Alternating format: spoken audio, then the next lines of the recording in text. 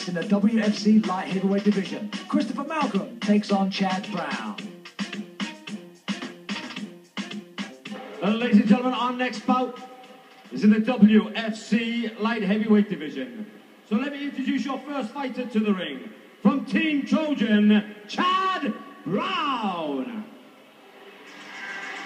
Right, we have Chad Brown making his way to the cage from Team Trojan, and Wesley Chad has stepped in at very, very short notice to make this fight happen, but he comes from a superb camp.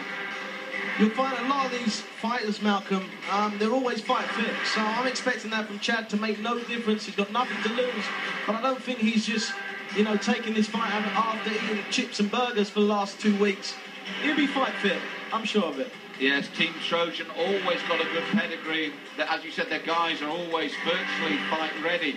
But in the respect, it gives him a lot of freedom, doesn't it? He's come here not expecting to fight, maybe just to watch. He looks in good shape, so you're right, he's certainly not on the burgers. But now he's got the fight. If he wins, wow, I turned up and won.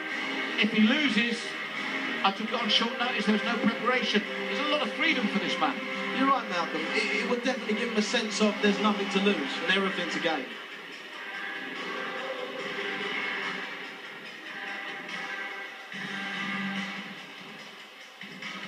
As I mentioned, Team Trojan a very good pedigree, so he'll be skilled and drilled, that's for sure.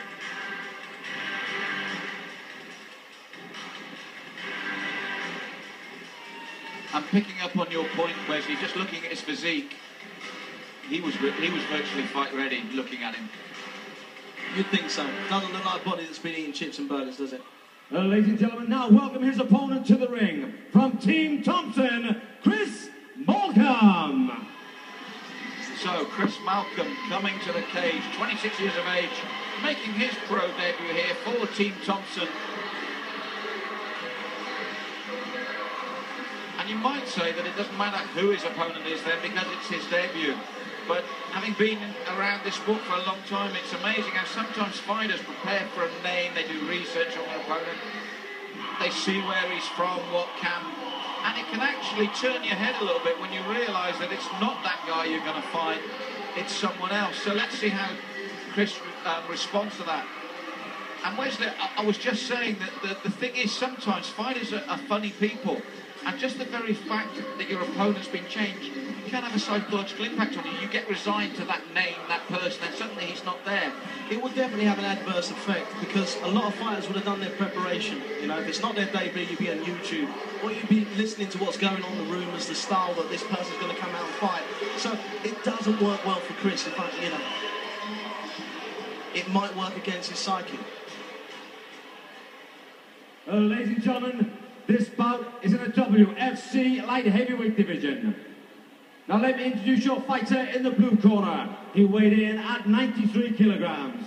He has a professional record of no wins with 1 loss. Representing Team Trojan, Chad Brown.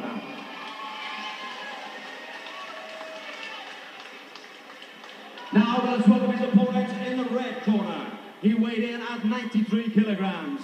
He is making his professional debut and representing Team Thompson. Ladies and gentlemen, Chris Malcolm. So here you have it. Chad Brown, the 1 fight, the 1 defeat, but it is experience against Chris Malcolm making his debut and finding out today that his opponent's been changed. The good news is his fight's still on after all that preparation, but as Wesley and I have been saying, fighters' psyches are a very strange thing that people that don't fight will possibly never understand. Wesley, you've been there, you've done it, and it can affect you, as we said, so it's going to be really interesting, this first 30 seconds.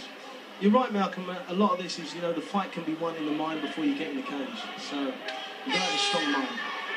So let's see whether the change of opponent will affect Chris Malcolm. A Superman attempt there from Chad Brown. He looked very sharp with the striking, and as a result of those sharp punches, I think Malcolm did the safe thing for him to take his man down. Quite right. It looks like he's got a lot of upper strength. Nice takedown, but he's fallen back into guard. It's not an ideal position to be. He wanted to really pass that guard and start working some ground and pound from the side of submissions. He's going to release his elbows and then start raining down and getting some blows through. And when we mentioned earlier that space is your enemy, Brown's doing the right thing, isn't he? Trying to tuck his man in, pull him in. He's trying to get that control of the neck. He's got his hips high. He's got the legs round that waist, because any space he gives Malcolm, that can be hurtful ground and pound. Well, if you're against someone that's got a good ground game, it will be utilised and used against you, that's for sure.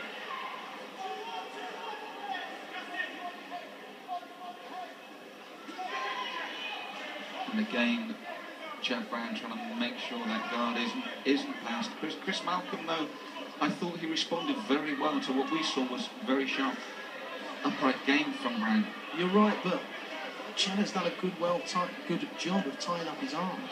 So, you know, Chris is using a lot of energy just trying to free himself to kind of get some strikes down. He is doing the sensible thing, though, there, Wesley, by taking his man to the cage. There's so much more he can do, isn't there, once he gets his man back against those chainmail.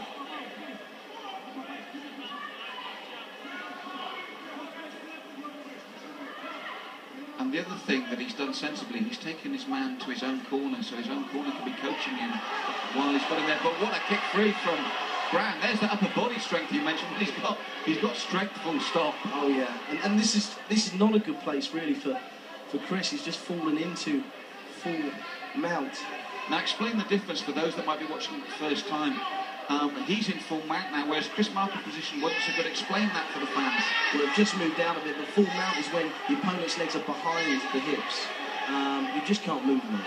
You can't move at all really well. And it makes you in a very vulnerable situation. But luckily for Chris Malcolm, he is now out of that situation.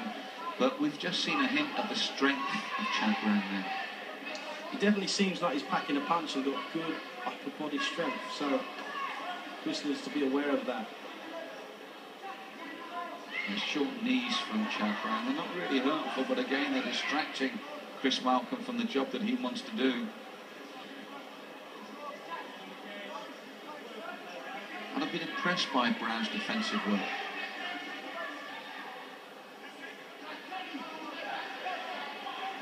Big knee attempt, but blocked again by Brown. It was a good job. This might help Malcolm grow a little bit in confidence with him. Looks like he's going for the takedown there.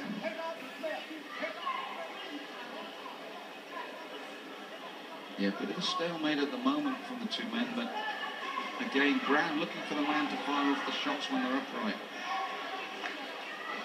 As I was saying to you before, Malcolm, these situations really do drain a lot out of the fighters. Doesn't look like they're doing much, but pressing each other up against the cage really takes a lot of energy out of you. Now, if you're in Chris Malcolm's corner, would you suggest that he takes his man down again and has another look? It was unfortunate, as you said the last time, but it's also as much to do with Brown's defence. Would you be happy with him here, or would you like to see him try and take his man down again? I'd like to actually see him give him a bit of space and see actually what he's got on the stand-up, and then make a bit more of a clear assessment. And as you said that, Wesley, our referee has exactly the same opinion, I think. But again, the other thing you mentioned, at light heavyweight, we've got to look at the cardio. That was a lot of time spent on that cage. Very draining, but a big, big right hand from Chad Brown. And you can tell this man wants to ground and pound. This is a dangerous position, isn't it? Chris doesn't want to be here. He needs to kind of upper, which is a kind of jiu-jitsu move where you shrug your opponent off, because you're just giving him free rein to actually rain down those big blows. Yes, and Brown is looking to do that with the elbows as well. And as you said, Wesley, a very dangerous position for Malcolm. He really capitalised when the referee separated them, didn't he? He did indeed. You see Chad's got a bit of wrist control there. He's going for what looks like a Kimura. Oh, but there's very little left in the round now. And it's just as well for Chris Malcolm. It's very dangerous time for him, as you saw there, giving up his back. But I don't think he's going to have enough time to capitalise on it. Yeah, you're right. That said, I'd say a big round for the late replacement. You? Without a doubt, I'd say Chad all the way there.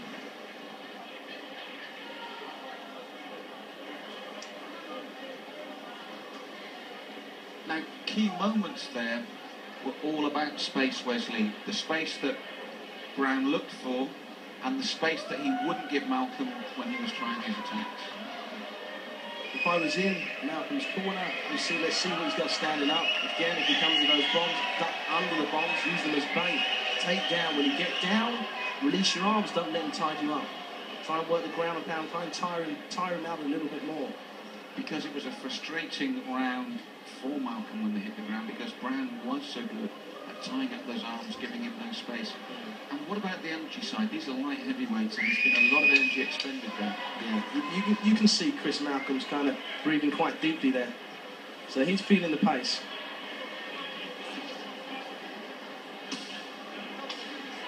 Chad Brown breathing heavily as well, but not as heavily. You feel there's more gas in his tank there, for one of a better term. As you said, yes, you're right. Chris Malcolm, that's taken a lot out of him that first round. And that Superman punch start again for the second round for Brown. Didn't quite land cleanly.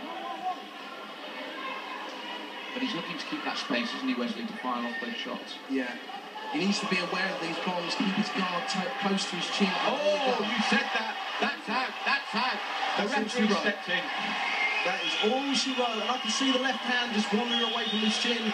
And I knew that was dangerous. This guy's got bombs. And he released one of them. He did indeed. It's good night to Chris Malcolm. And Wesley, you did prophesy that, didn't you? You did warn him right at the beginning of that round, and it happened so quickly. It's probably something as well his corner was saying, you know, tiring him down. You can see his guards dropping a little bit. Go head hunting when the guard comes down. And he just did that. He executed it beautifully. Big win there for Chad Brown, a late replacement, and he won in style. Well, ladies and gentlemen, after 24 seconds of the second round, we have a winner by the way of knockout, Chad Brown. And please show your appreciation for your runner-up, Chris Malcolm.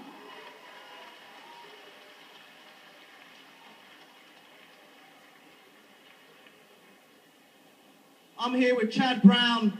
Chad, late replacement. Wow, you've got to be in good shape. Yeah, I am. I train at home all the time, just from like videotapes as well. You know what I'm saying, like Muay Thai tapes, whatever, boxing. That's what I did for this fight. I didn't know that I had the fight until a couple of days, 3 days ago. My Danny Beaver from our Trojans, he sorted me out. So, you know, thank you for that. Excellent finish. My dad's always been in my corner, so is my brother. He always give me the right advice and that, so I just want to say thank you to them lot as well, and to all my team back home. Excellent finish. Is that how you saw it playing out in your mind? Were you going for the knockout? Were you working on the ground? What was the game plan? I was training knockout because my last fight, I didn't go for it, so I trained to swing my hands, and I trained to go for the knockout. You know, anything really, elbows. I tried it all. Like, that's what I was going for. So, you know, there you go. Chad, excellent performance. We do look forward to seeing you fight again here at the WFC. Ladies and gentlemen, make some noise. Chad Brown!